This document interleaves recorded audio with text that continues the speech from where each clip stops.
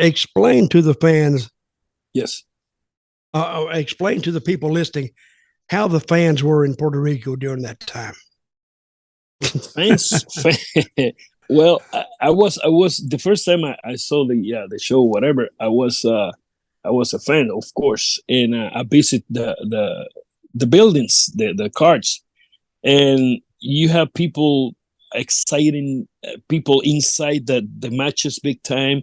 They love their baby faces, and it's a story about the throwing things. The people like to hit the wrestlers, but one of the guys that have to do a lot with that was Victor Quiñones, because Victor, what he did a trade. Well, one second. We'll talk more about Quiñones in a minute.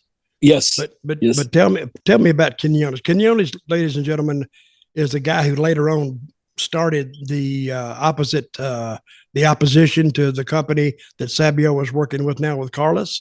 But we'll cover him in just a little bit. Yeah. So for what he did, he bought these boxes of M&Ms. And start selling the buckets of M&Ms to the people, and what they said is, here, so you throw to the wrestler, buy the M&Ms, so you throw things to the wrestler. So the people got a good idea, and they start throwing more things, and they bring stuff now. They bring rocks because the M&M is expensive for them. So people start throwing things left and right. I mean, wow. I mean, something that you go crazy. I remember one of the times we are in Hyde and Beaton, and something happened with Ayala. I believe he turned heel, and all the babyface come in. We clean the ring and continue with the heels all the way to the dressing room, because it was in a ballpark and the people was outside. And to protect the guys, we continue with them all the way to the dressing room. What happened here is somebody break one of the chairs, the steel, the ballpark, and that's a steel metal, big time, and throw that to Ayala, missing Ayala for a beat, and grab Miguelito Perez in the head. Wow. I mean, Miguel was next to me. I saw the thing hit the concrete on top the dugout and hit Miguel. I mean, he opened Miguel all the way to the bone. And we jump on Miguel right there, cover him, and went back to the other dressing room. Doctor come, Miguel had stitches inside and outside. The people was wild. People in Puerto Rico, big time, throwing things all the way to the IWA. I remember in Pepín Cestero de Bayamón. Yes. Let me ask you this: did you ever rescue me? Yes. Yeah. Well, I work, going a little bit back, I work as a security guard too. As a fan, I was closing to the ring without knowing. I was, of course, a fan. Then I worked as a security guard.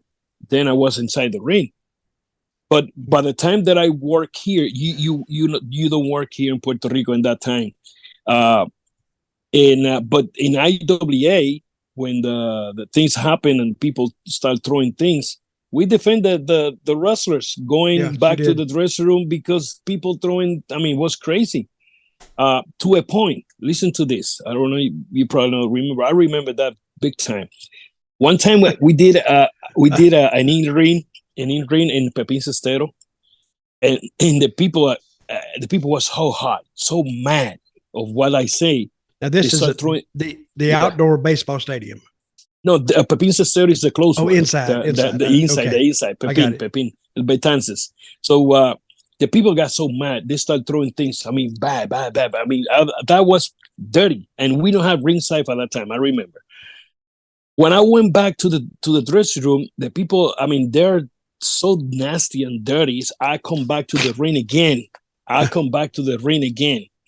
And I grabbed the mic and I started telling people a little story, and I said, listen, you go to Bellas Artes. Bellas Artes is a big theater here in Puerto Rico, you go to the fine arts building. Exactly, yes. And so you go to Bellas Artes and you don't throw things there. This is my Bellas Artes, this is my my theater. This is whatever you want to call it. And you are a pig. And I started saying that in English, pig, cerdos. And I was telling them, more things they start throwing. I mean, they're mad. I don't know. I don't know. I don't remember exactly what I say in the in-ring. I got them hot.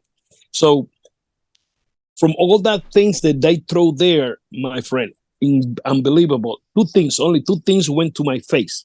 I was looking to the hard camera, and I remember something coming straight to me, and I just went left. I turned around to talk to the other people. Something come to me. I went right. I mean, nothing hit me. They started throwing things to me, but nothing hit me. I don't know. The guys around, it's like, whoa, whoa, whoa. So from that point on, I changed the security. Not to take the security out, the strategy of how to work.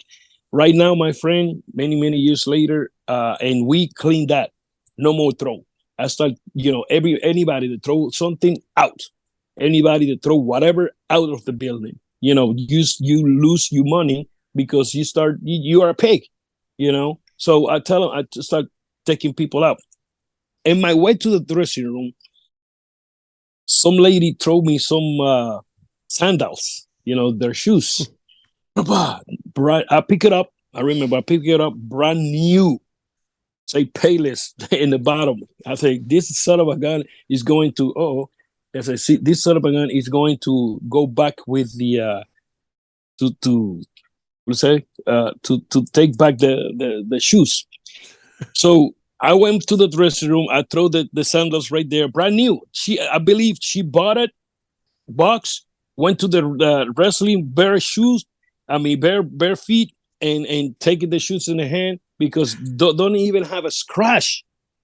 So what I did is, one of the security come to me and said, Savio, the lady says, give it back to their shoes. I said, she want the shoes? And I pick up my scissors and I open the shoes, the shower shoes in the middle. Boop. I cut it both. And I said, here, give it to her. And he's like, oh my God, so give it to her. So she don't throw no more things.